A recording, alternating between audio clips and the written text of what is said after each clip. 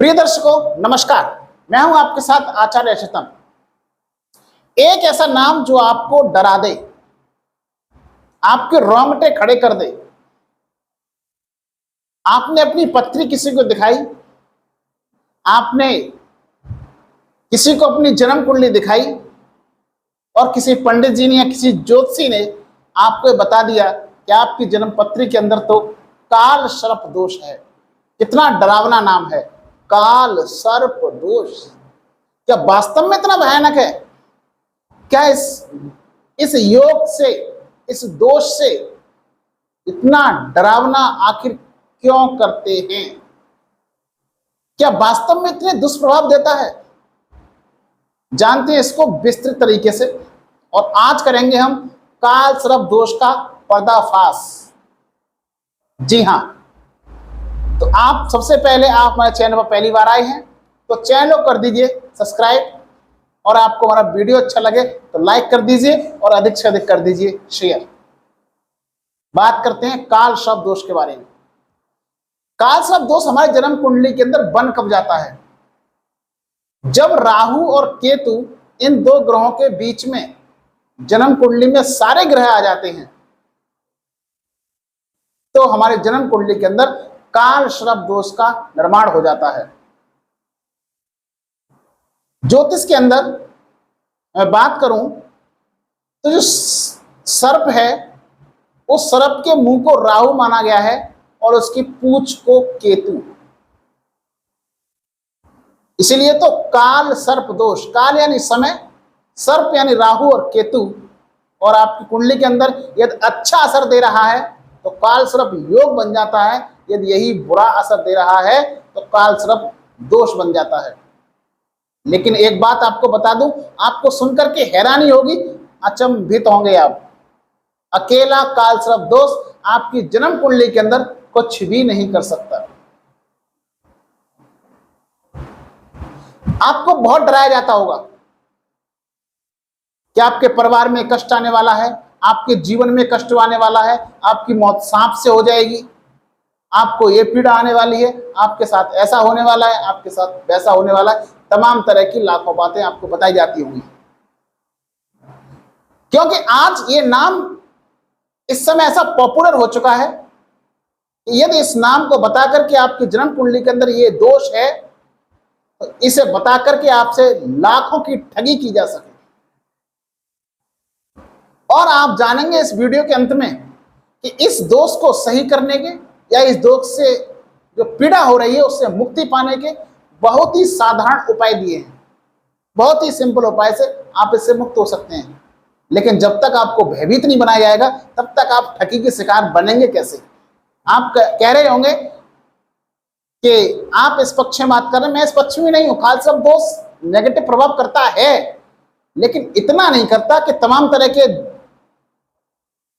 यज्ञ किए जाएं, अनुष्ठान किए जाएं, पूजा पाठ किए जाएं, तमाम महंगी महंगी पूजाएं कराई जाएं। क्यों? इस छोटे से दोष की वजह से इतनी महंगी पूजाएं किस लिए?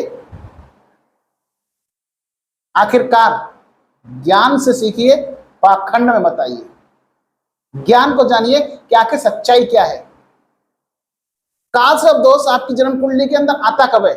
आपके बड़े बुजुर्गों ने, हो सकता है धर्म के विपरीत कोई कार्य किया हो, किसी ऐसे सर्प को मार दिया हो जिसका असर आपके जन्म कुंडली के अंदर देखने को मिल रहा है।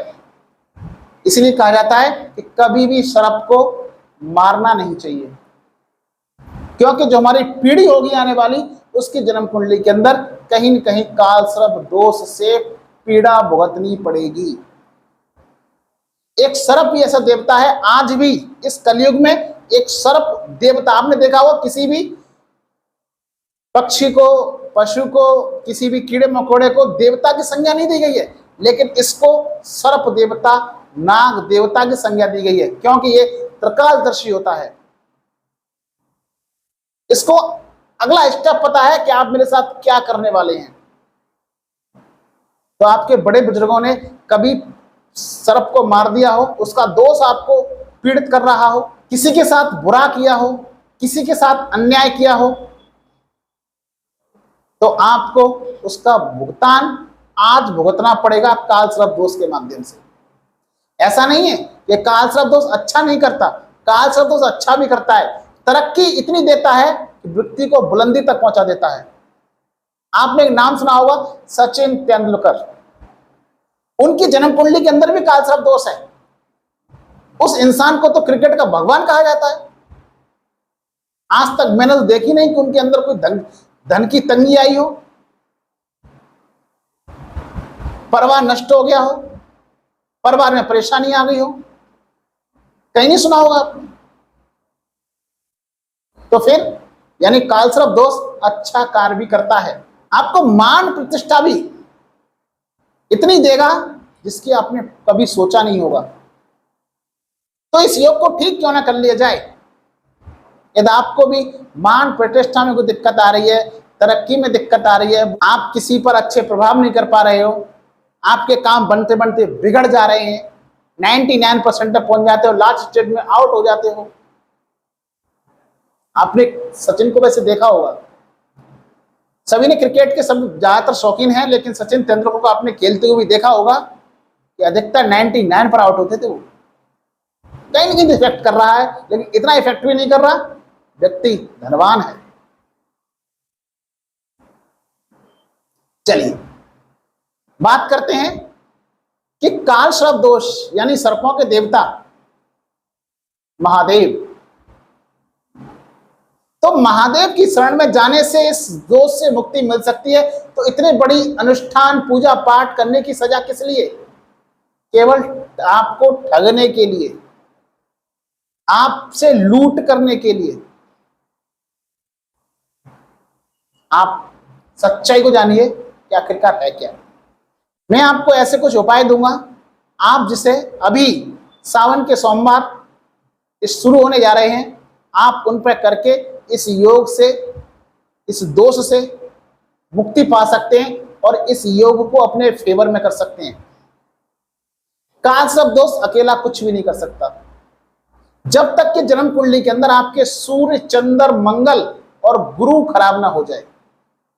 यदि आपकी जन्म कुंडली के अंदर राहु की दृष्टि सूर्य, चंद्र, मंगल या गुरु पर आ गई तो आपको ये पीड़ादायक वास्तव में बन जाएगा। लेकिन हमारे सूर्य, मंगल, चंद्र, गुरु ये सब ग्रह मजबूत हैं, तो राहु केतु से बना जो काल सर्प दोष है उसकी क्या मजाल जो आपके जीवन में अंधकार कर दे, संभव ही नहीं है।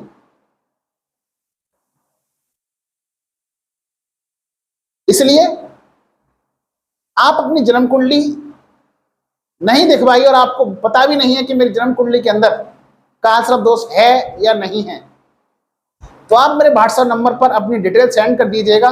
मैं आपको देख करके बता दूंगा कि आपकी जन्म कुंडली के अंदर काल सर्प दोष है अथवा नहीं है। और इसके उपाय आप महादेव को प्रसन्न करके कर सकते हैं।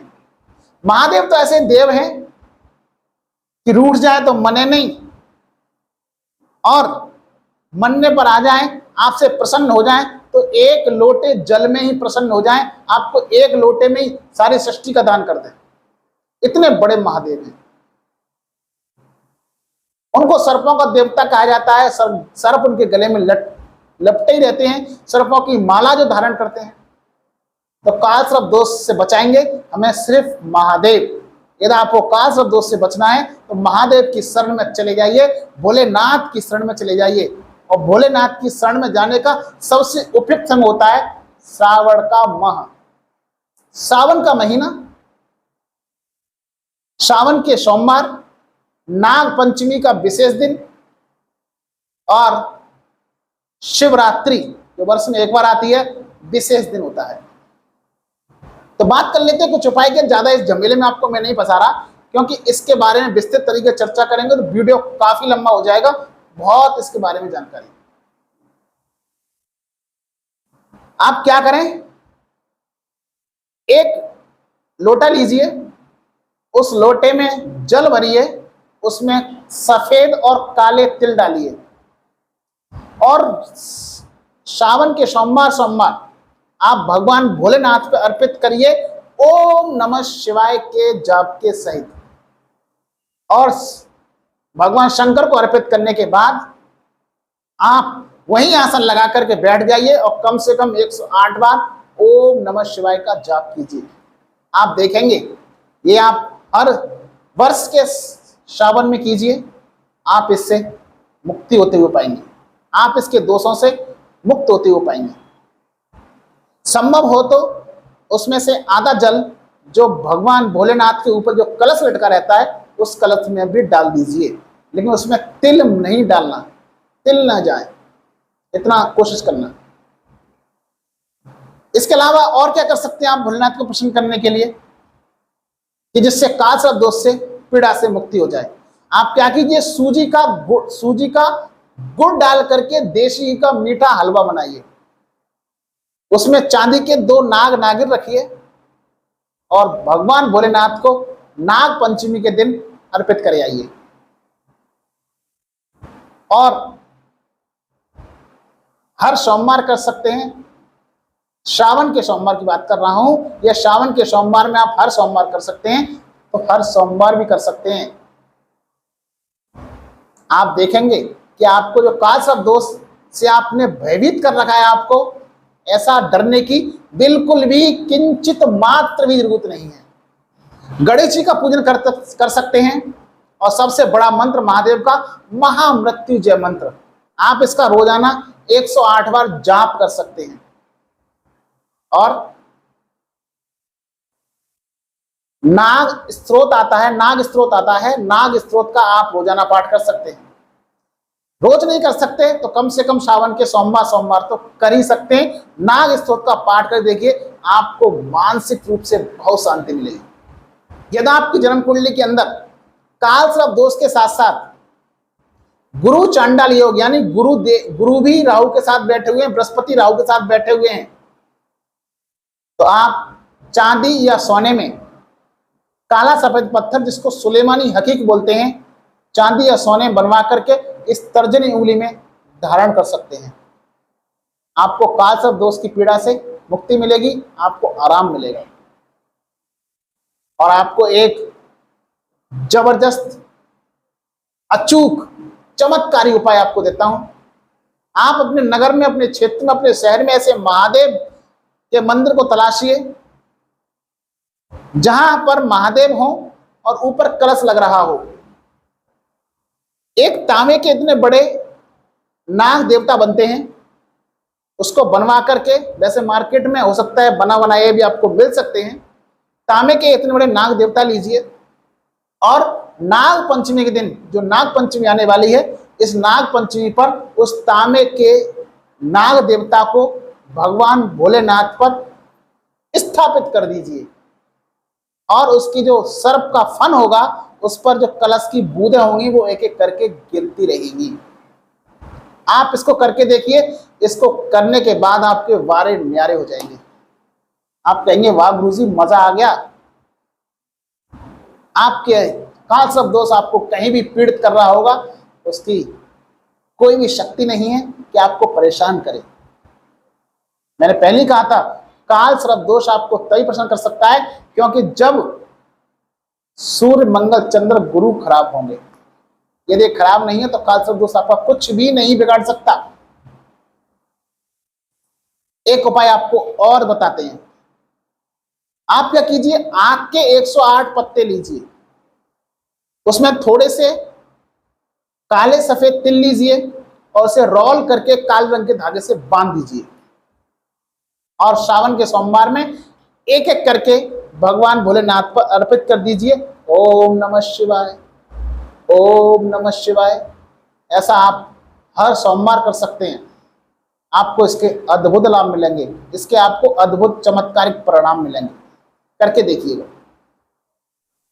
साथ में गुरु चांडाल योग के उपाय आपको मैं एक और बताता हूं। यदि आपकी जन्म कुंडली के अंदर गुरु चांडाल योग बना हुआ है और काल सर्प दोष भी है, तो जब भी आपको समय मिले, जब भी आपको मौका मिले, तो बृहस्पतिवार के दिन जटा वाला नारियल जिसके अंदर पानी होता है, उसे किसी भी शिव मंदिर में दे करके हाथ जोड़ के चलते बनिए। आप देखेंगे गुरु भी आपके अच्छे लगेंगे और आपको राहु केतु आपका कुछ भी नहीं बिगाड़ पाएंगे।